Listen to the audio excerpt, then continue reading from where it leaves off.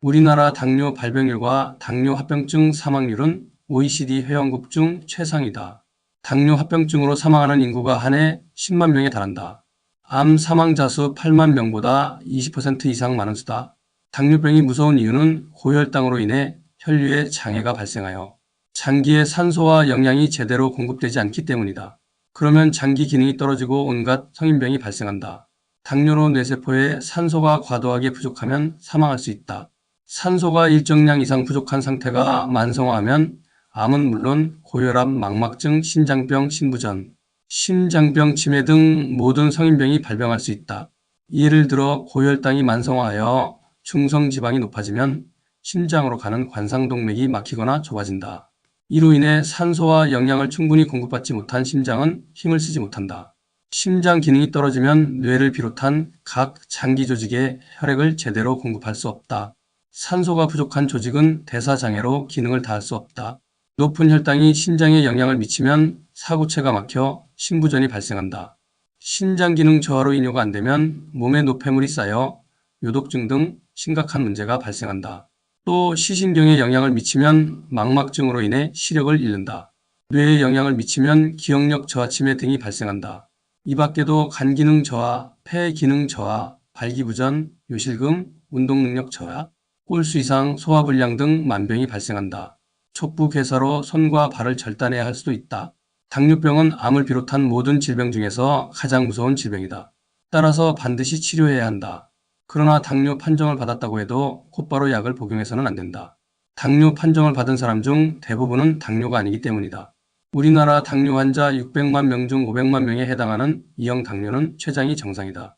이들은 췌장에서는 인슐린을 정상적으로 분비한다. 이들에게는 당뇨약을 처방해서는 안 된다. 이에 대하여 의사들은 이렇게 항변할 것이다. 췌장이 정상이라도 혈당이 높으면 합병증이 발생할 수 있기 때문에 예방 차원에서 관리 혹은 치료를 해야 한다고 주장할 것이다. 맞는 말이다. 그러나 1시간 내외 혈당이 높은 2형 당뇨는 합병증을 유발하지 않는다. 혈당을 조금 낮출 뿐 당뇨가 예방되는 것도 아니다. 합병증 예방이라는 목적을 달성하지도 못하고 부작용이 너무 크다. 먼저 2형 당뇨 환자에게 주로 사용하는 소화억제제에 대하여 알아보자. 우리가 섭취한 음식은 30분에서 1시간 내 대부분 소화가 되어 당으로 변한다. 혈당이 높아지는 것이다. 식후 혈당이 높다는 것은 그만큼 소화력이 좋다는 것을 의미한다. 소화기 장기가 건강하기 때문이다. 이는 자연스러운 생리현상이다. 문제가 아니라는 얘기다. 또 공복에 혈당이 높은 것은 전혀 문제가 되지 않는다. 혈당의 절대치가 낮기 때문이다. 췌장이 정상이면서 혈당이 높은 이유는 과식 혹은 운동 부족으로 소화 과정을 통해 만든 당을 다 이용하지 못했기 때문이다. 2형 당뇨는 대체로 혈당이 기준보다 5 내지 10% 내외 높다. 그 정도로는 문제가 되지 않는다. 만약 혈당이 10% 내외 높은 것이 문제가 된다면 정상치보다 200% 혹은 300% 높은 진짜 당뇨 환자들은 합병증으로 몇 달 안 되어 사망해야 한다. 하지만 진짜 당뇨 환자도 상당 기간이 지나서야 합병증이 발생한다. 그렇다고 진짜 당뇨가 위험하지 않다는 것은 아니니 오해해서는 안 된다. 췌장 기능이 정상인 사람에게 단지 혈당이 높다는 이유로 약을 처방하려면 처방할 당위성이 있어야 한다. 혈당이 어느 정도 상태에서 어느 기간이 지나면 합병증이 발생한다는 통계적 근거가 있어야 한다. 단순히 예방 차원에서 약을 처방한다는 이유로 약을 처방해서는 안 된다.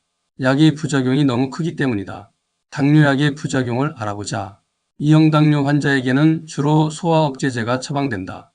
당이 높아지는 이유가 소화가 잘 되기 때문이라는 사실에 기반하여 소화력이 떨어지게 하는 것이다. 그 방법은 소장에서 분비하는 글루코시다제라는 효소를 억제시켜 탄수화물을 분해하지 못하게 만든다. 대표적으로 미그리톨 계열의 약제가 있다. 이 약물을 복용하면 장에서 탄수화물을 분해하지 못해 혈당을 높이지 않는다. 소화되어야 할 음식물이 소화되지 않으면 장에서 어떤 문제가 발생할까? 소화가 안 되니 복통에 이어 설사가 난다. 소화가 안 된 음식물이 장에서 부패하여 가스가 찬다.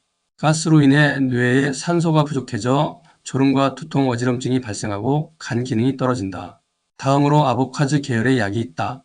이 약은 탄수화물이 장에서 분해되지 않도록 하여 소화불량을 뿐만 아니라 동시에 소화가 안 된 음식물을 배출하도록 만든다. 소화되지 않은 음식물을 강제 배출하니 먼저 설사와 배변 횟수가 증가된다. 섭취한 음식물을 장에서 흡수하지 못하므로 허기, 현기증, 떨림 등 저혈당 증상이 나타나고 졸음, 어지럼증, 복부 백만감, 복통, 구토, 혈소판 감소, 발진, 흉부압 박각, 빈뇨 위장 장애, 혈소판 감소, 간 손상 등이 발생할 수 있다. 소화기 장기의 기능을 떨어뜨린 결과다. 환자가 소화불량을 호소하면 소화제를 처방한다. 간 기능이 떨어지면 간장약을 처방한다. 현재 시판되는 당뇨약은 모두 기전과 부작용이 이들 약물과 대동소이하다.